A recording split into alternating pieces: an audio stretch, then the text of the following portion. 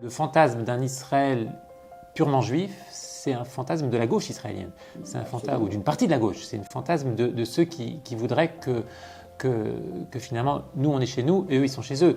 Et quelque part, toutes les grandes erreurs tragiques de la politique israélienne ces dernières décennies ont toujours été quelque part motivées par ce fantasme, que ce soit le retrait de Gaza, du sud Liban, de Judée-Samarie. On est toujours dans cette idée-là. C'est-à-dire, nous les Juifs, on est ici, eux, ils sont là-bas, et comme ça, tout va bien, shalom en Israël, alors que c'est le contraire, c'est exactement le contraire. C'est le refus du Proche-Orient, en vérité.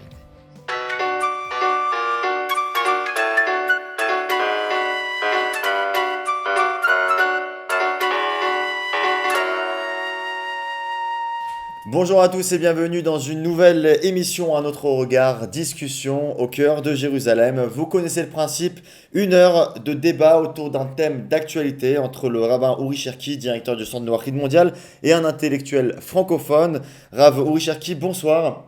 Bonsoir. Et merci d'être avec nous pour cette nouvelle émission. Alors je rappelle à nos téléspectateurs que vous êtes l'auteur de nombreux ouvrages en hébreu sur la pensée juive et qu'entre autres parmi vos nombreuses fonctions, vous parcourez le monde en tant que directeur du Centre Noachide mondial à la rencontre de différentes communautés, de représentants de divers cultes pour faire valoir les lois universelles Noachides. Et un plaisir de recevoir en face de vous aujourd'hui Pierre Lursa, bonsoir. Bonsoir.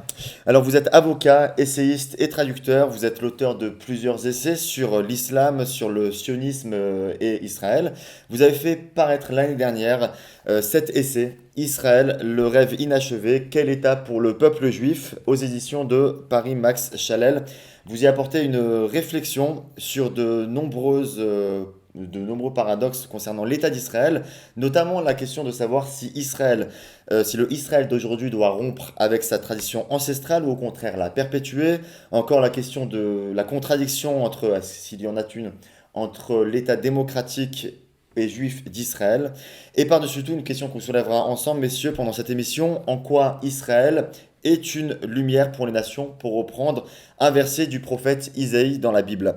Pierre Lursa, l'État d'Israël est jeune, à peine 71 ans. Il est né juste après la catastrophe de la Shoah. Quelle est la vocation, selon vous, de cet État, s'il en a une? Et il en a sûrement plusieurs même. Je crois que sa vocation première, même s'il y a beaucoup de malentendus sur ce sujet, c'était quand même aussi quelque part de sauver les Juifs de leur destin malheureux en galoute. Et au-delà de ça, évidemment, et le fait de devenir l'État quelque part de redonner à Israël sa dimension nationale et donc de lui permettre de formuler à nouveau son message pour l'humanité et aussi de retrouver toute la dimension collective de l'existence juive.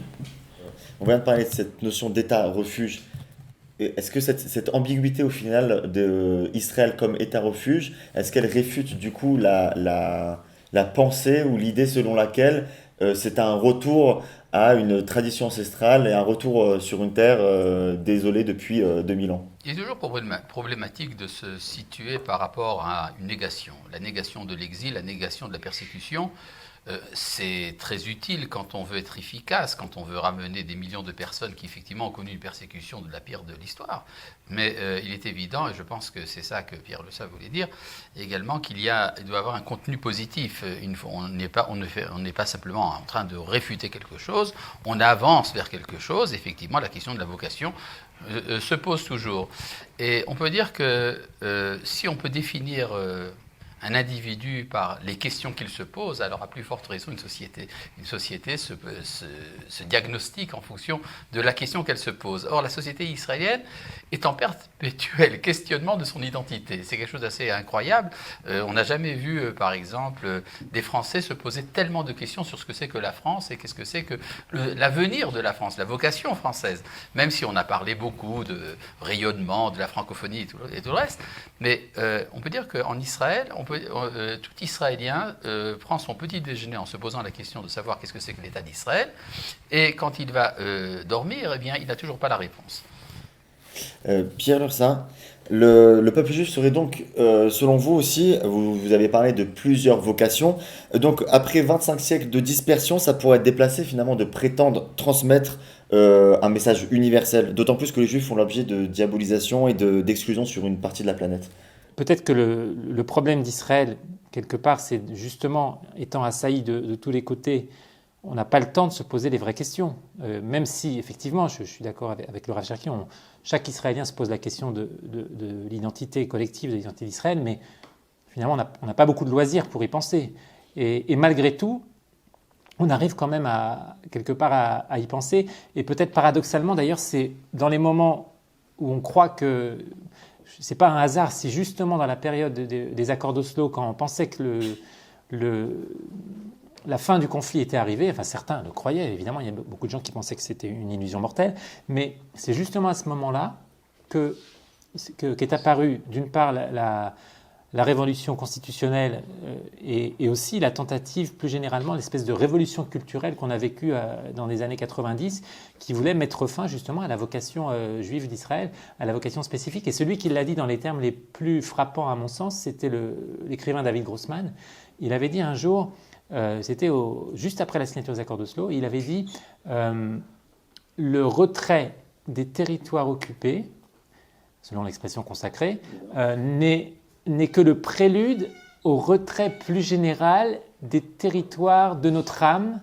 Et après, il a explicité évidemment ce qu'il voulait dire, les territoires de notre âme, c'était en fait, il y avait toute une liste de slogans qui étaient un petit peu quelque part les fondements du sionisme laïque, mais il y avait aussi, le plus frappant, c'était Am Segula. Il fallait surtout qu'on oblitère, qu'on efface définitivement cette notion de Am Segula. Et je crois que personne n'a... Voilà, donc il fallait mettre fin à l'idée du peuple élu ou du peuple spécial. Enfin, je ne sais pas comment on peut le traduire vraiment, parce que peuple élu, c'est une notion qui fait un petit peu peur aujourd'hui. Mais vraiment, c'était, à mon sens, c'est celui qui a exprimé de la manière la plus frappante, quelque part, tout ce qu'il y avait derrière toute cette tentative de remodeler Israël géographiquement. Mais finalement, c'était comme pour un petit peu paraphraser David Grossman lui-même, c'était la géographie intérieure d'Israël qui voulait modifier de la manière la plus radicale. On va revenir justement sur cette divergence entre sionisme laïque, sionisme religieux et les différences au sein du peuple d'Israël en Israël. Rav Uri Cherki, ce qu'on disait, c'est que l'État d'Israël aurait un message et serait porteur de sens, qui serait porteur de sens dans le reste du monde. On a dit tout à l'heure, en fait, on n'attend pas ce type de choses dans tous les États. On a parlé de la France qui se veut la patrie des droits de l'homme, des USA, patrie de la liberté, d'Union européenne qui se veut la représentante de l'Union des droits de l'homme, mais c'est pas le même message, on ne parle pas de la même chose. Disons que c'est très simple. L'État d'Israël et le peuple juif dans son ensemble, mais surtout l'État d'Israël, est diagnostiqué comme étant le juif des nations. C'est-à-dire dans le subconscient collectif des nations, actuellement, finalement, Israël représente, qu'il le veuille ou non, la Bible dans ses différentes dimensions. Que cette dimension soit religieuse, nationale ou cosmopolite, ça n'a aucune importance. Ce peuple est porteur de la Bible. Et c'est donc la Bible, avec ce qu'elle représente au niveau des valeurs universelles, qui est parfois remis en question, mais le fait même de remettre en question, et ça vous avez tout à fait raison d'insister là-dessus, le fait que Israël soit ciblé, soit rejeté, soit fustigé, c'est également un signe d'intérêt. C'est le contraire de l'indifférence. Et quand on essaie de rejeter quelque chose, sans être psychanalyste très doué, eh bien, vous trouvez toujours le principe de l'autorité du père qui est rejeté, etc. Et ça signifie qu'il y a un père, ça signifie qu'il y a des repères, on pourrait dire, qui sont remis en question, et donc ça ne fait que prouver leur existence. Et donc on peut dire que ce qu'on attend de l'État d'Israël, d'une manière un peu diffuse dans l'ensemble de l'humanité, c'est d'avoir quelque chose à dire. Et s'il y aurait donc une justification de la critique des nations contre Israël, ce n'est pas tellement à cause de ce qu'Israël fait ou ce qu'Israël dit, mais c'est surtout à cause de ce qu'Israël ne fait pas et ne dit pas. Il y a une attente d'un message, et ce message fait, disons, un peu peur. Il y a une sorte de timidité collective de la société israélienne, et là c'est dans tous les domaines, aussi bien religieux que laïques, ou bien de droite ou de gauche. Il y a une sorte de timidité inhérente, viscérale au peuple juif qui est « mais nous n'avons rien à vous dire, en fait, nous cherchons simplement notre place ». C'est pas d'humilité. On ne peut pas traduire ça par l'humilité. On peut appeler ça l'humilité, c'est beaucoup plus poli.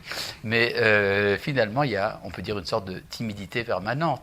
Et c'est pour ça d'ailleurs que traditionnellement on dit ça commence par l'égoïsme, c'est les nations qui vont dire que Dieu a fait de grandes choses avec ce peuple, c'est dans les psaumes. Il dit l'Hachem la sotimele, et quand les peuples diront Dieu a fait de grandes choses avec ceux-là, alors nous dirons ah c'est vrai, Dieu a fait de grandes choses avec nous. Ouais.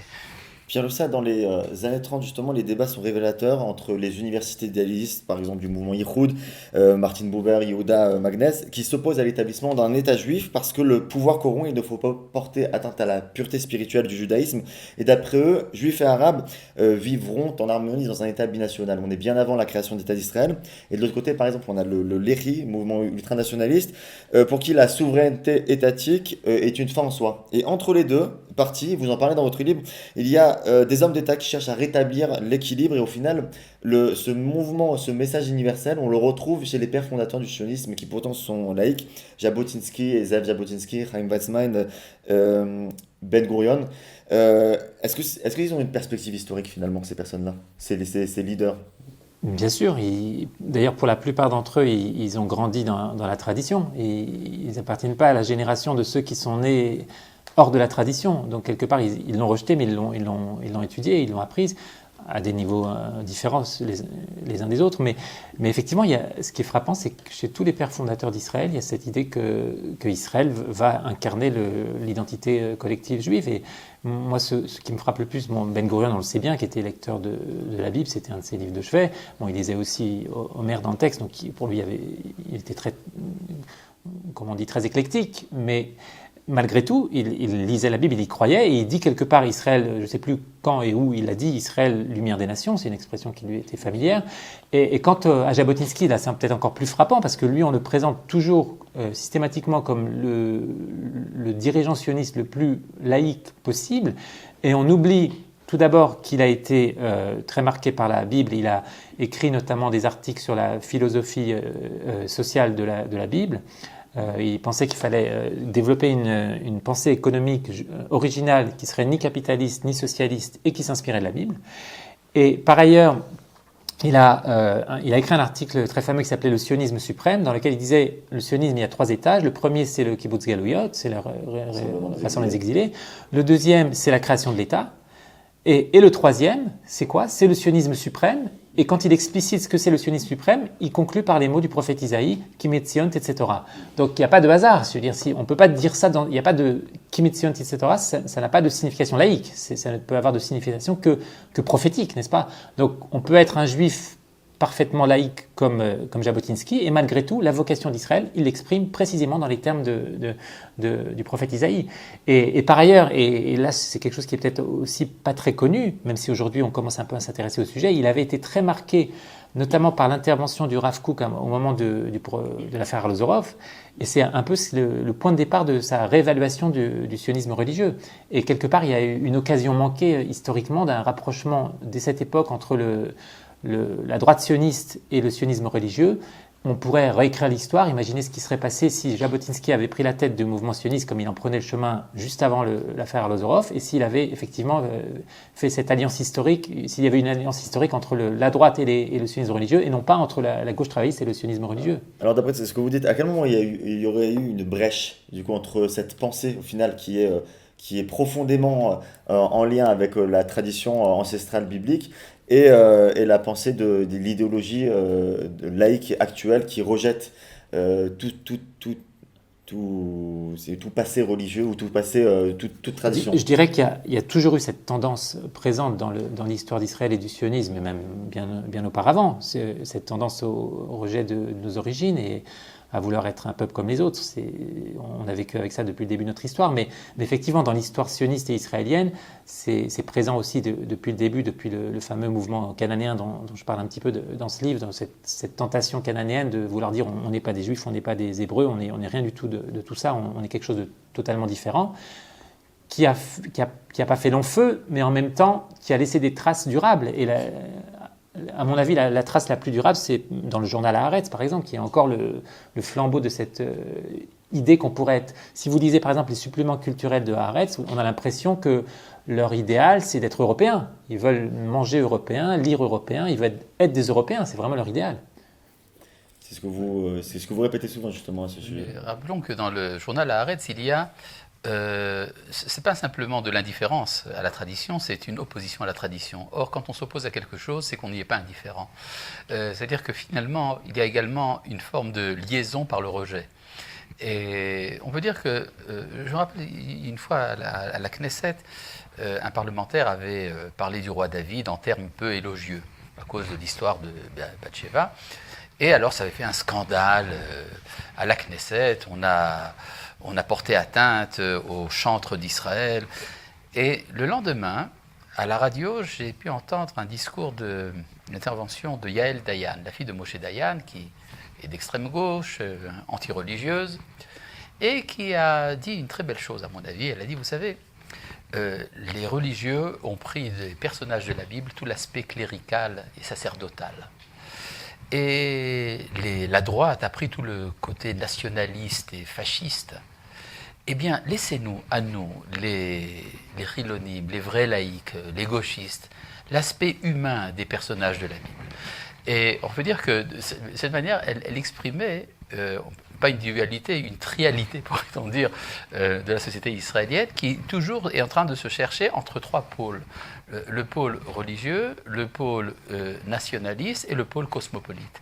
Et on peut dire que le cosmopolitisme juif n'est pas vraiment un cosmopolitisme à l'européenne.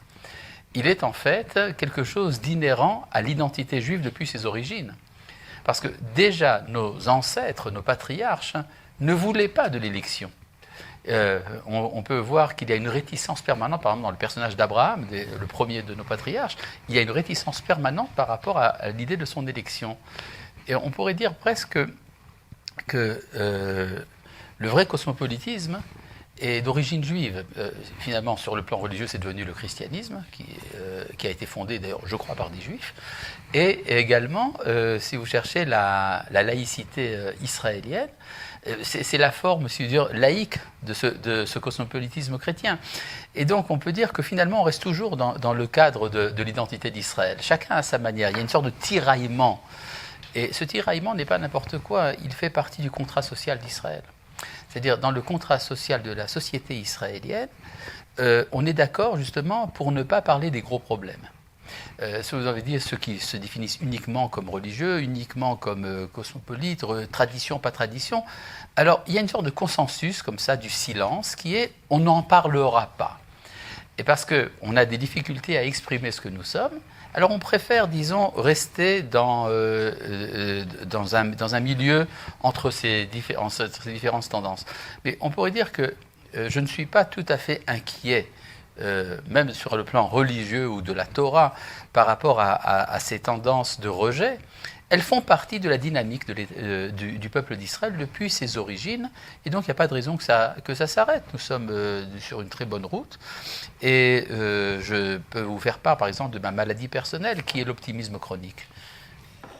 Pierre Lessard, justement, par rapport à ce que Rav Richard vient de dire, on est dans une société actuellement qui est tiraillée dans son identité, qui cherche à se définir. Oui, moi je suis assez d'accord avec ce que vous venez de dire.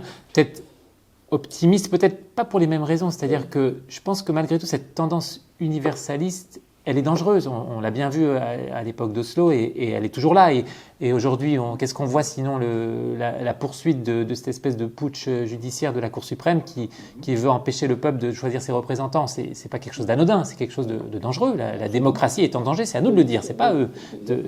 Si la démocratie est en danger, c'est pas à cause de Netanyahou. Vous avez tout à fait raison. Chacune de ces tendances est dangereuse. La tendance religieuse est extrêmement dangereuse. C'est elle qui a refusé le sionisme à son origine. N'oubliez pas. Oui, non, mais c'était pas pour faire spécialement un éloge de la tendance religieuse, parce que l'identité d'Israël, elle est dans l'union de ces trois tendances. Évidemment, lorsque une des trois prétend avoir l'exclusif, c'est peut-être là le vrai danger. Oui. Mais sauf que chacune aussi peut jouer un rôle positif à un moment donné de l'histoire. Après tout, l'État d'Israël n'a pas été créé par des rabbins. Il y a des gens qui le regrettent, mais il fallait bien que ça soit des gens assimilés, entre guillemets, même si on sait bien qu'Herzl n'était pas si assimilé que ça, mais quand même assimilés en apparence, mais qui maîtrisaient les codes culturels de l'Europe. Il fallait bien que ce soit ces gens-là qui créent un État. Finalement, c'est une sorte de rancune de la part justement de ces personnes assimilées qui, eux, ont fait cet effort de créer, de permettre à cet État de voir le jour, de dire au monde religieux, vous n'étiez pas là au moment Oui, de vous la avez création. raison, mais rappelez-vous ce que disait Gershom Scholem, le professeur Gershom Scholem, grand spécialiste de la mystique juive, qui déjà dans les années 30 a écrit un article sur la langue hébraïque, et il a dit « Notre malheur, c'est que nous parlons l'hébreu ».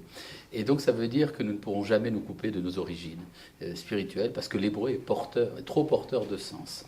Donc malheureusement pour lui, finalement, il y a on peut dire il y a des systèmes, il y a des mécaniques intérieures qui font qu'il y a un frein à ce cosmopolitisme.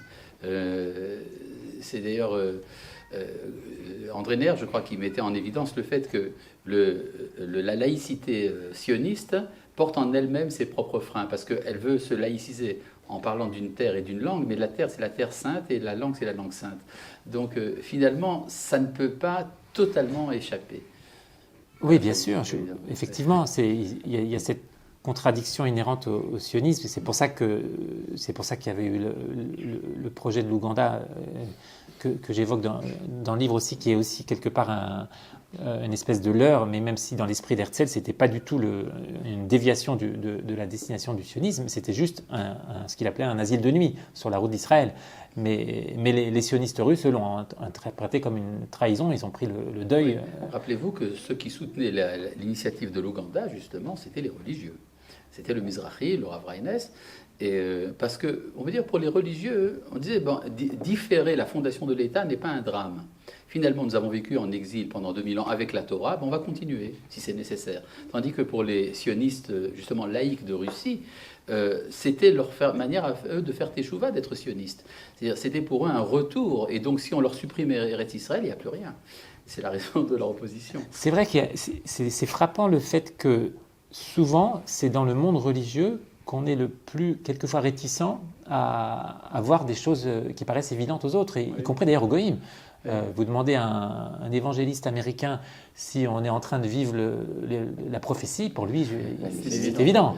Mais vous demandez ça à un juif religieux ou pas, il va faire un pile-poule pour savoir si c'est vrai ou pas. Absolument. Alors, Rav Rouchaki, la renaissance de l'État des Juifs depuis 70 ans nécessite également une réinvention donc, du coup, du message d'Israël envers lui-même et envers les autres. Il n'est pas possible, vous l'avez dit même dans votre optimisme, qu'en 71 ans... Chronique, pardon, excusez-moi.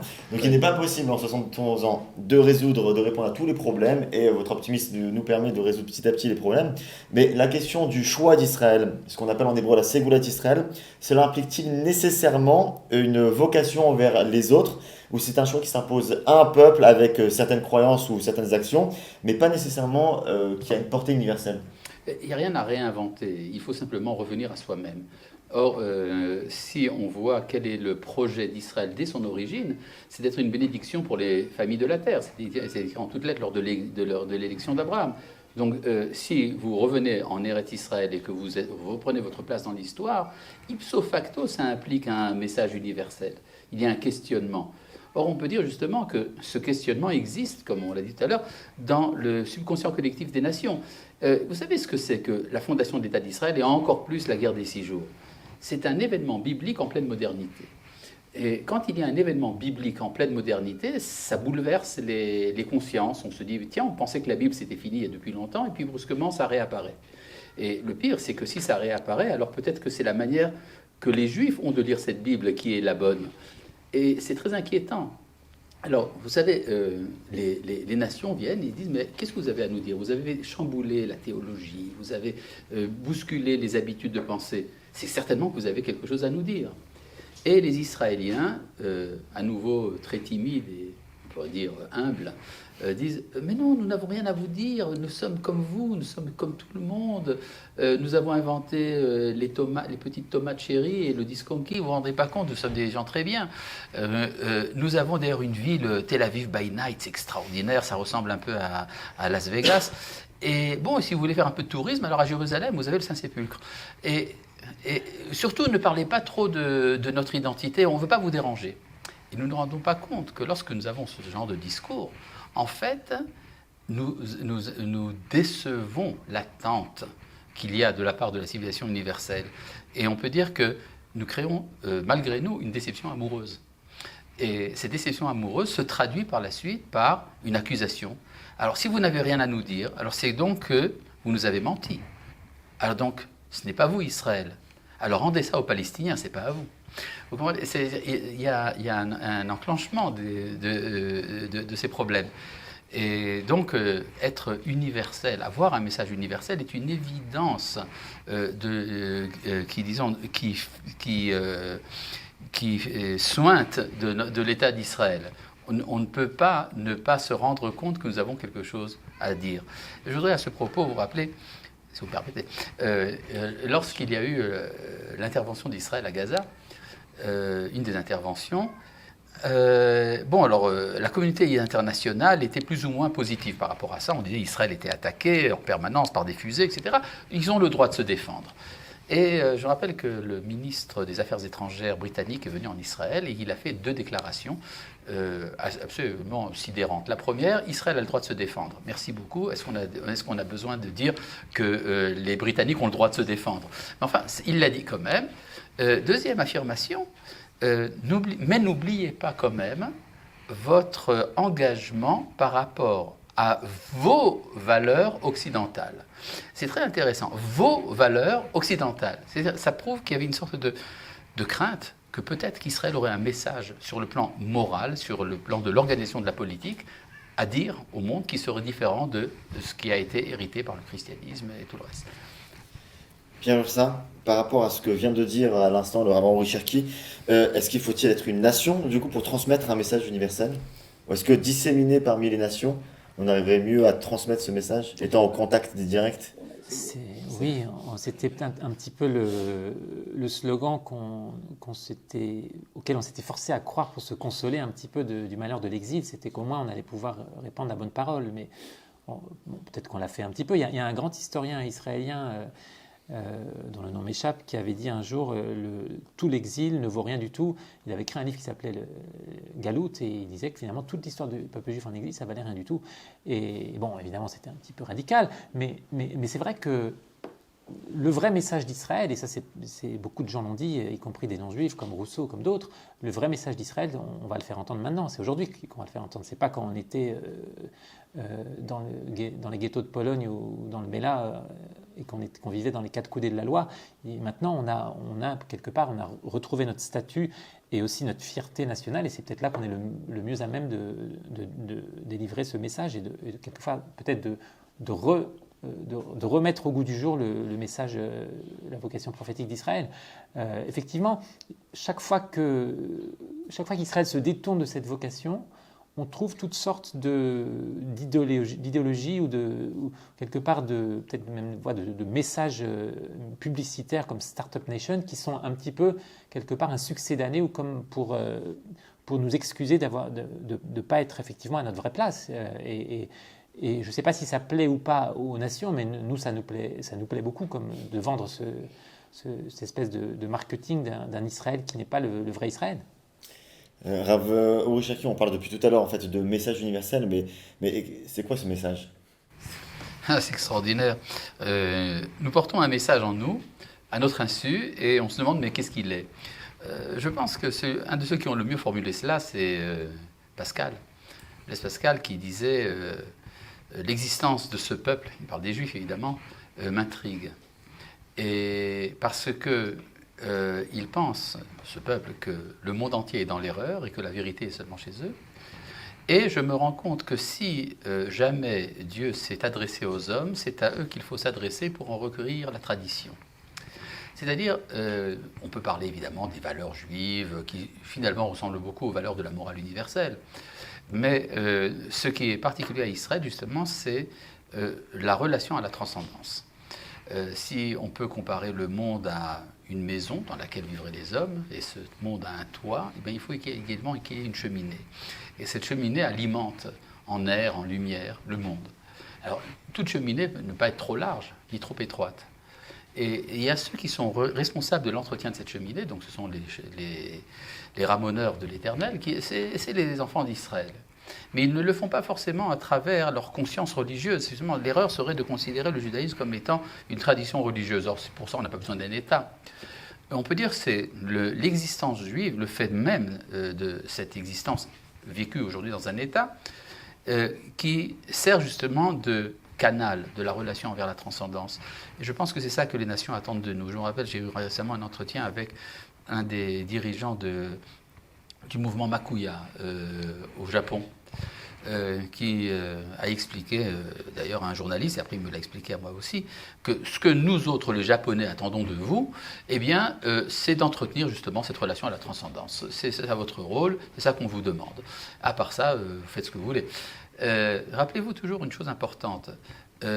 Si le bon Dieu a demandé aux enfants d'Israël d'avoir un État, c'est parce que c'est le seul moyen de transformer le monde au niveau le plus important. Le levier des mouvements de l'humanité, c'est le politique. Or, le politique se fait à travers des États.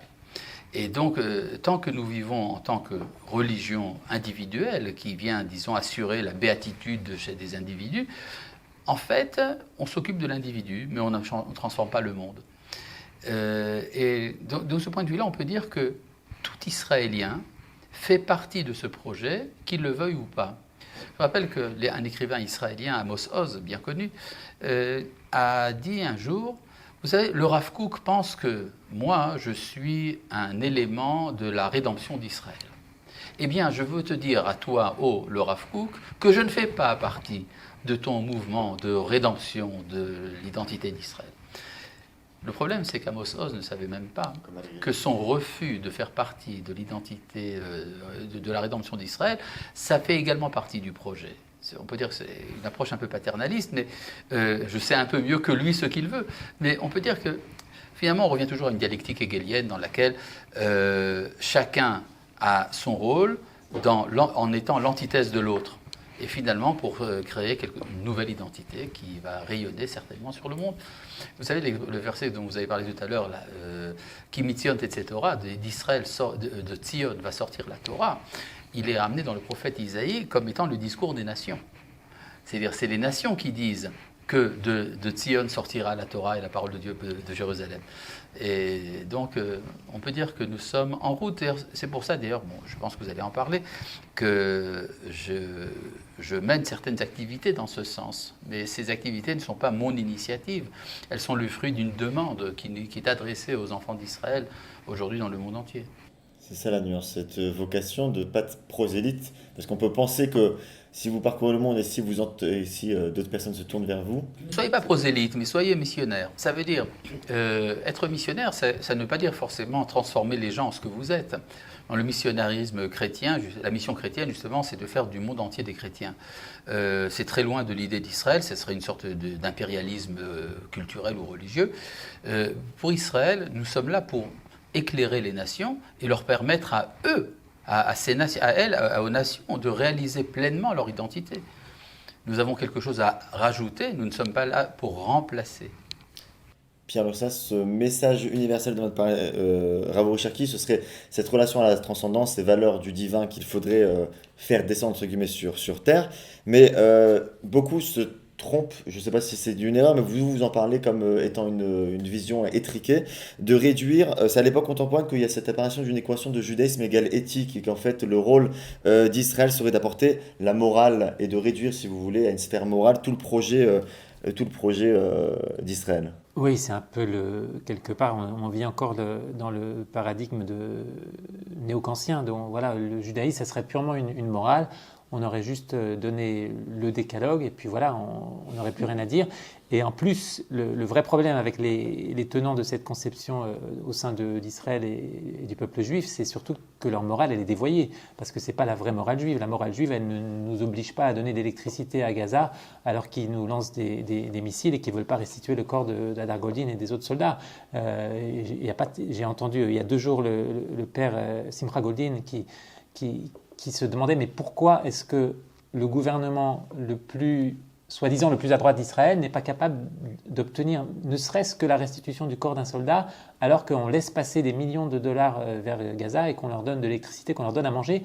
Donc on se croit obligé, ce qui montre bien que ces idées aussi radicale qu'elle puisse paraître, parce que lorsque Martin Buber, que vous rappeliez tout à l'heure, a été le premier quelque part à dire que l'État d'Israël, d'ailleurs il ne parlait pas d'État d'Israël puisqu'il voulait un État binational, mais c'est le premier quelque part, l'ancêtre de Shalom Arshav, donc les premiers qui ont voulu qu'Israël ait une vocation morale avant toute chose, avant même un projet national, eh bien aujourd'hui, on voit que ces idées sont devenues presque majoritaires, puisque même le gouvernement d'Israël, quelque part, applique cette espèce de fausse morale juive qui n'est même pas une morale chrétienne, parce que les chrétiens non plus ne l'appliquent pas. Et je me rappelle qu'à l'époque d'une des guerres à Gaza, quand Israël était tellement soucieux de protéger la vie des civils ennemis, que c'était les spécialistes du droit militaire européens qui sont venus nous critiquer, nous dire attention, nous ces normes-là, on ne pourra jamais les appliquer. Donc quelque part, même les nations savent que c'est pas ça la morale juive, et elles le savent peut-être mieux que nous. Ça m'étonne pas d'entendre ce que effectivement, quelque part, il faudrait réécrire l'histoire du sionisme en montrant que quelque part les goïms étaient beaucoup plus conscients que nous. Ils nous avaient déjà demandé de retourner en Israël plusieurs siècles avant le sionisme politique, et ils nous ont accompagnés tout au long du sionisme politique. Et lorsque Herzl a été chercher une oreille attentive chez les Rothschild, au début il a été éconduit, et le seul qui l'a écouté c'était le révérend Eschler qui avait grandi avec la Bible protestante. C'est pas un hasard. Lorsqu'un protestant lit la Bible, il la prend au sérieux, et peut-être parfois plus que nous. C'est un paradoxe.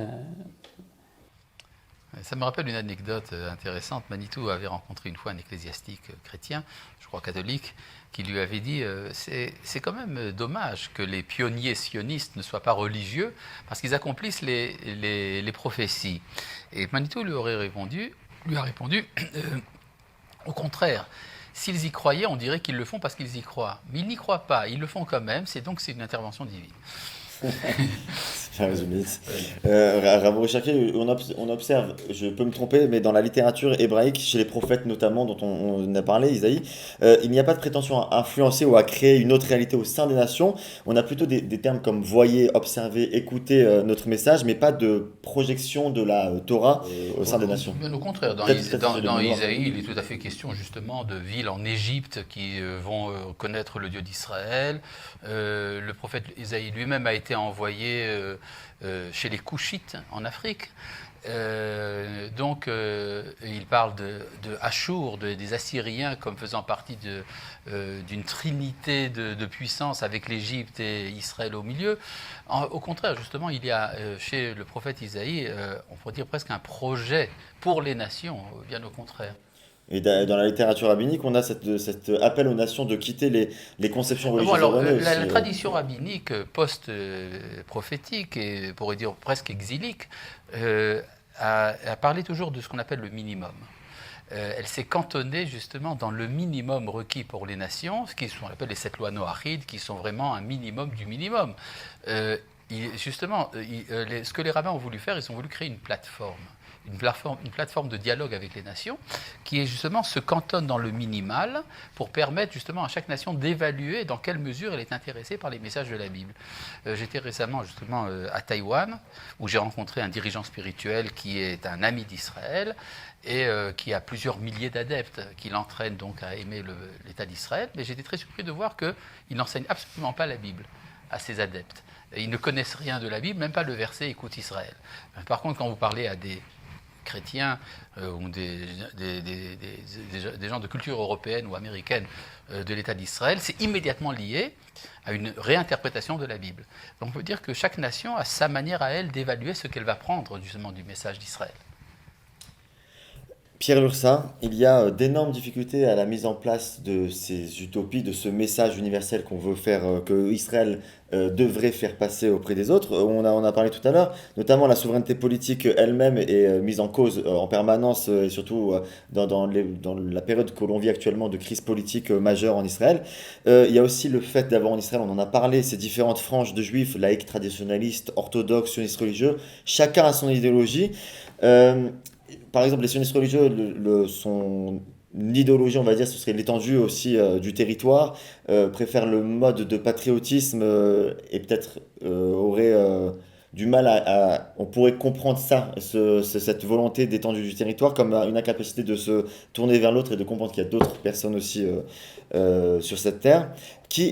Dans cette société fragmentée, on peut se poser une question qui est très claire. Qui doit porter ce message? Est-ce que c'est le rabbinat, le ministère des cultes, le peuple lui-même? Oui, le peuple tout entier.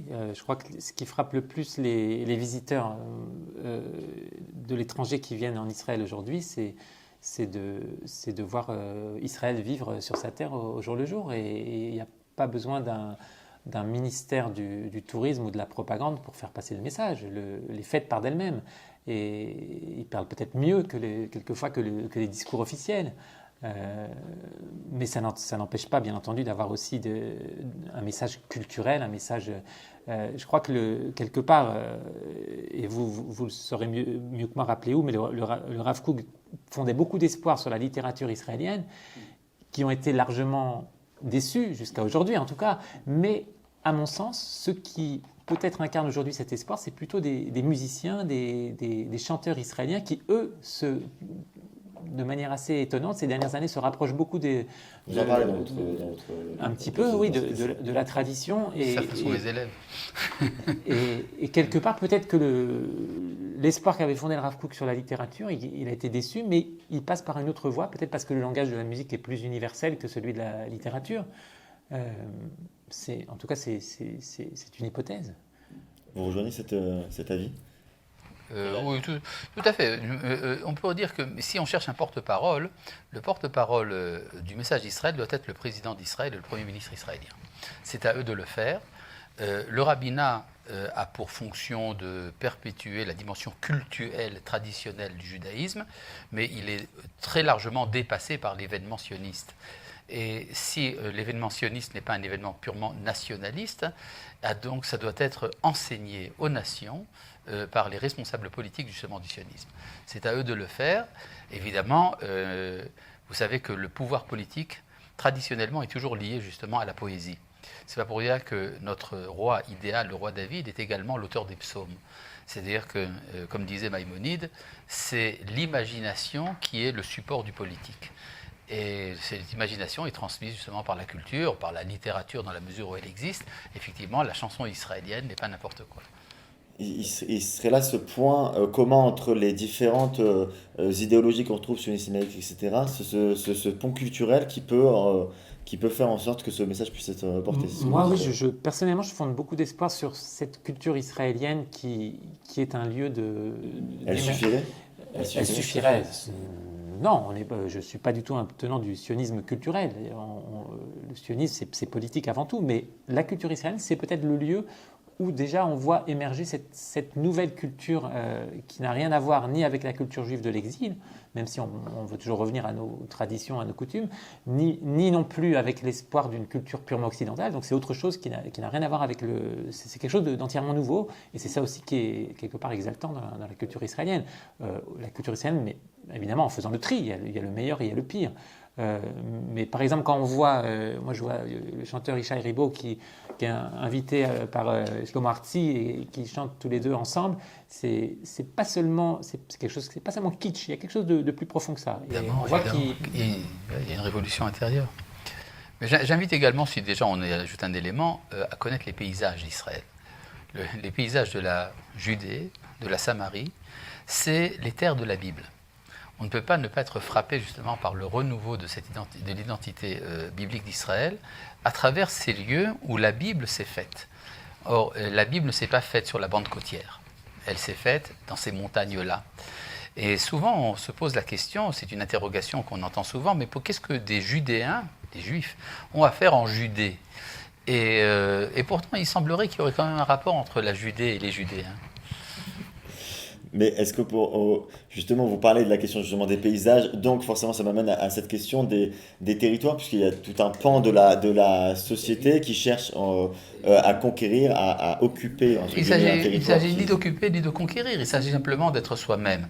Or, le juif a pour origine cette terre, il y a des étrangers, pourrait-on dire, en tout cas des nouveaux arrivants. qui s'y sont installés. Ça ne remet pas en question le lien viscéral d'Israël avec sa terre. Au contraire, si vous voulez avoir une relation véritable avec l'autre, vous devez tout d'abord savoir qui vous êtes vous-même. À partir du moment où on sait qui on est, c'est alors qu'on peut se retrouver dans le paysage d'origine du projet d'Israël. Or, dans ce paysage d'origine du projet d'Israël, il a toujours été question d'une présence des membres des nations. On pourrait même presque dire que l'enjeu providentiel d'Israël, justement, c'est d'avoir sur son territoire des membres d'autres nations.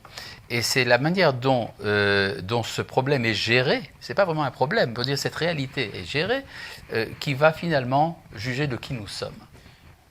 C'est vrai, moi je rebondis sur cette idée et je pense qu'effectivement le fantasme d'un Israël purement juif, c'est un fantasme de la gauche israélienne. C'est un fantasme, ou d'une partie de la gauche, c'est un fantasme de ceux qui voudraient que finalement, nous on est chez nous et eux ils sont chez eux.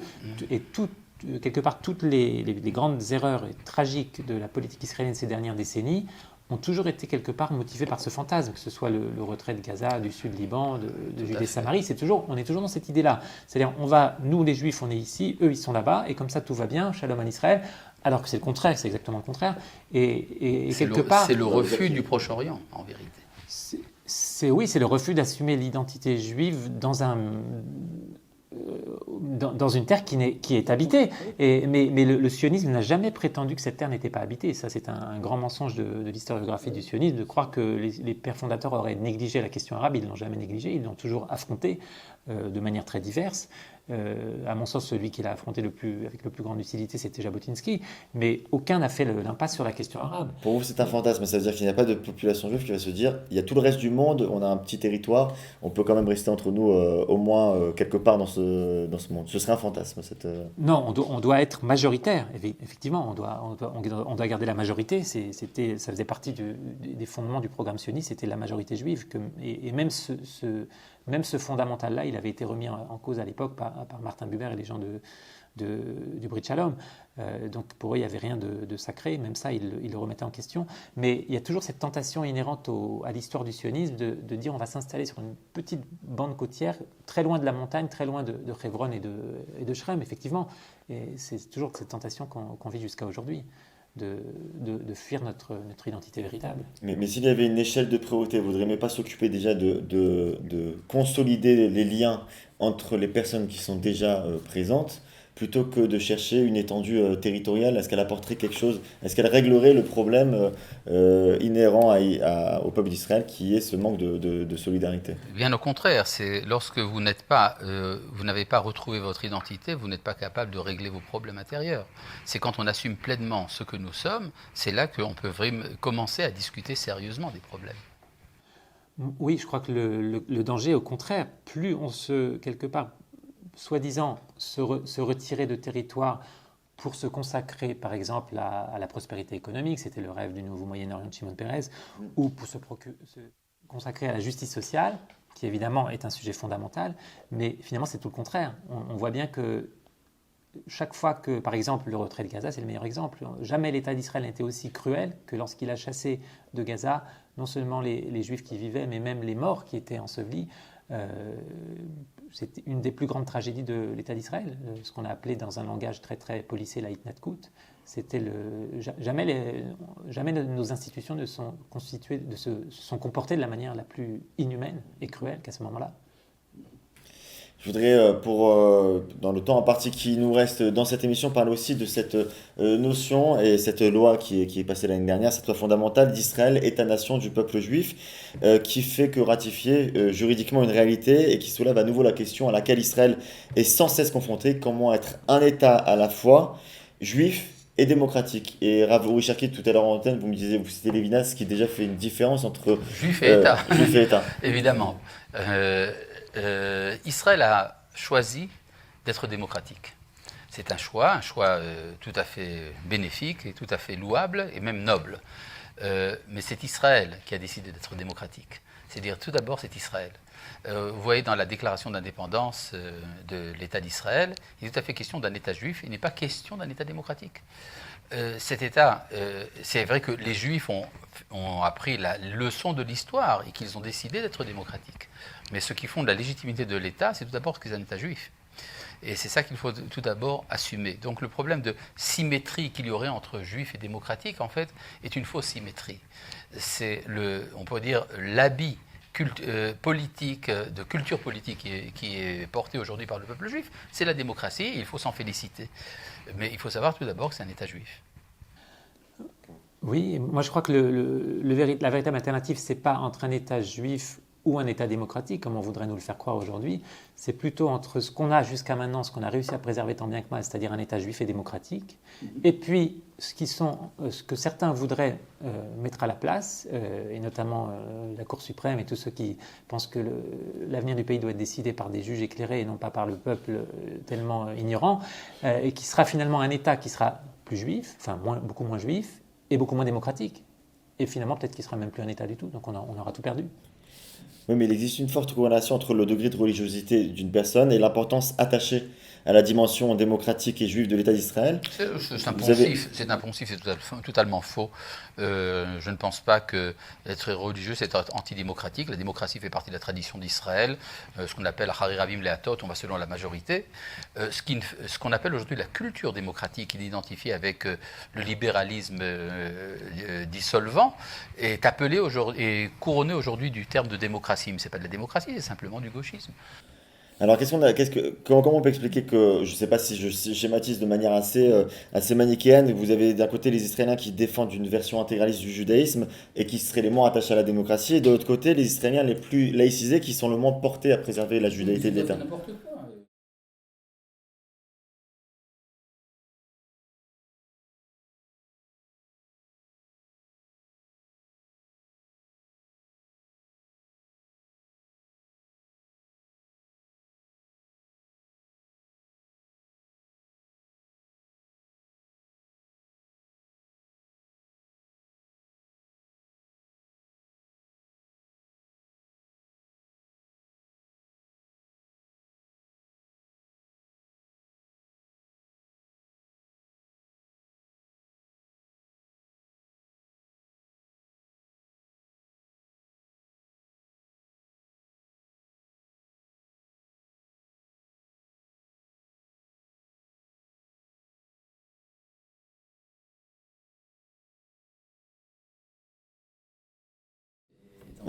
Alors, si vous dites que cette polarité, C'est une fausse polarité. c'est une fausse polarité, alors comment vous pouvez expliquer qu'aujourd'hui, dans les programmes politiques et dans le choix du peuple à élire son représentant, il y a toutes ces questions qui sont liées à Mais ce sont est-ce que des loi fausses juive ou loi Oui, mais démocratique, les c'est transports totalement des fausses Shabbat, questions, parce qu'en fait, si vous parlez des différentes formations politiques qui sont aujourd'hui à la Knesset, tout le monde est d'accord en fait pour dire qu'ils pensent la même chose, avec, si vous voulez, des nuances.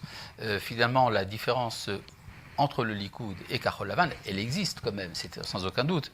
Mais finalement, ils sont tout à fait capables de se rapprocher dans un gouvernement d'union nationale, justement parce qu'ils se disent qu'après tout, ces questions-là seront repoussées pour plus tard.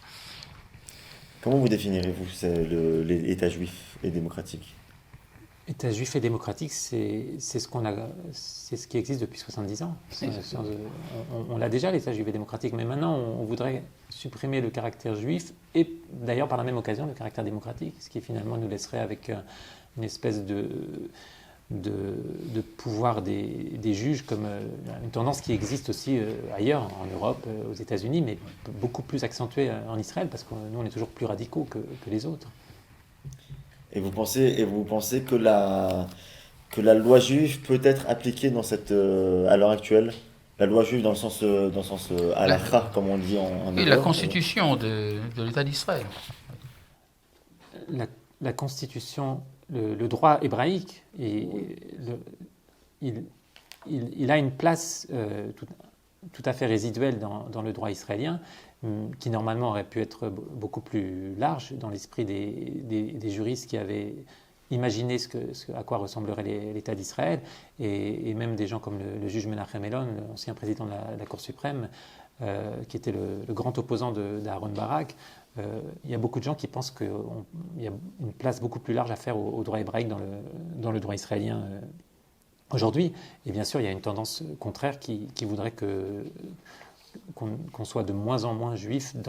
Effectivement, quelque part, je dirais que peut-être un des grands échecs de l'État d'Israël, quelque part ce qui a retardé un petit peu l'histoire d'Israël de ce point de vue-là, du point de vue identitaire, c'est effectivement le fait qu'on ait adopté un droit, qu'on soit basé sur le droit existant, anglais, ottoman, et qu'on n'ait pas réussi à faire la même révolution que Ben Yehuda a fait en matière linguistique. Rav Uri Cherki, la liberté des Juifs à vivre dans un pays, dans son État démocratique, est-ce qu'elle peut se faire? Pourquoi il y a cette notion si forte d'avoir l'impression que ce nationalisme juif empêche un nationalisme arabe, empêche une tolérance et une ouverture vis-à-vis de ce qui n'est pas Tout simplement juif? pour une raison très simple, et je pense que c'est bien de mettre les points sur les i. Cette terre est la terre des Juifs. Et c'est reconnu par la tradition musulmane, c'est reconnu également par la tradition chrétienne, que cette terre est celle d'Israël. Et donc, effectivement, ce qu'on appelle aujourd'hui un nationalisme palestinien est en fait une sorte d'avancée, de tête de pont du nationalisme pan-arabe. Et ce nationalisme pan-arabe est tout à fait impérialiste. D'ailleurs, il est un prolongement de l'idée du djihad. Et donc, l'idée d'un nationalisme palestinien qui serait équivalent au nationalisme juif est en fait un leurre. C'est une sorte de masque de quelque chose de beaucoup plus vaste, d'un projet beaucoup plus vaste qui, finalement, qu'on le veuille ou non, amène à l'éradication de l'État d'Israël. Et rappelez-vous que la société israélienne a réussi une synthèse absolument extraordinaire, c'est qu'elle a créé ce qu'on appelle des Arabes israéliens, qui, avec toute leur animosité parfois contre l'État d'Israël et les déclarations de principe pro-palestiniennes, tremblent à l'idée de devenir palestiniens, de ne plus avoir la carte d'identité israélienne. Vous rejoignez cet avis? Oui, bien sûr, bien sûr. Les Arabes israéliens, quelque part, c'est aussi une réussite de l'État d'Israël. Et même on peut même regarder en souriant leur cri d'appeler au secours la police israélienne pour quelque part qu'on les aide à se débarrasser de leur vilaine tradition de tirer des coups de feu à tout bout de champ. Peut-être s'ils étaient un petit peu plus accueillants avec les policiers israéliens, on serait peut-être plus enclin à le faire, ça serait plus facile, mais effectivement, c'est la voie qu'il faut suivre, effectivement. Il faut que la société arabe, et d'ailleurs les intellectuels arabes progressistes le savent très bien, qu'Israël est une lumière pour le Moyen-Orient. De ce point de vue-là, ça ne fait aucun doute.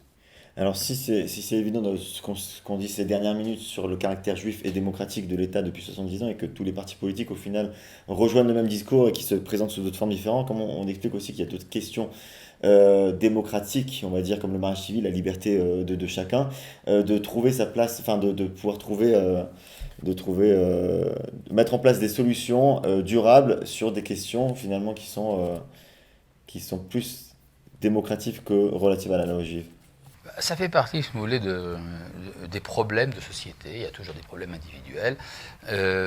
D'ailleurs, il y a une sorte de ce que j'appelle l'épouvantail de la halakha, cette idée qu'un État dans lequel la Constitution serait la Torah deviendrait quelque chose de clérical, un peu comme l'Iran actuel. En fait, c'est ignorer totalement la tradition juive, et c'est dommage qu'on ne se mette pas un peu plus à une étude plus sérieuse de ces sources. Ceux qui sont intéressés, sur mon site ravcherki.org, vous trouvez mon article « L'épouvantail de la halakha », qui a été publié également dans la revue Pardes, et dans lequel vous verrez qu'en fait, si, qu'à Dieu ne plaise, la halakha devient un jour la constitution de l'État d'Israël, eh bien, ça ressemblera presque comme deux gouttes d'eau à la situation actuelle, peut-être en mieux. Messieurs, Rav Uri Cherki, merci beaucoup. Pierre Lursa, merci beaucoup. Je rappelle que votre livre Israël, le rêve inachevé, quel État pour le peuple juif est disponible. On peut se le procurer. Et Rav Uri Cherki, on peut consulter vos articles en français, notamment sur, vous venez de le dire, votre site internet ravcherki.org. Et pour les hébraïsants, vous avez des bibliothèques entières de Rav Uri Cherki à votre disposition. Merci à vous de nous avoir suivis. N'hésitez pas à partager, à commenter. On se revoit très bientôt pour une nouvelle émission. Ciao, ciao.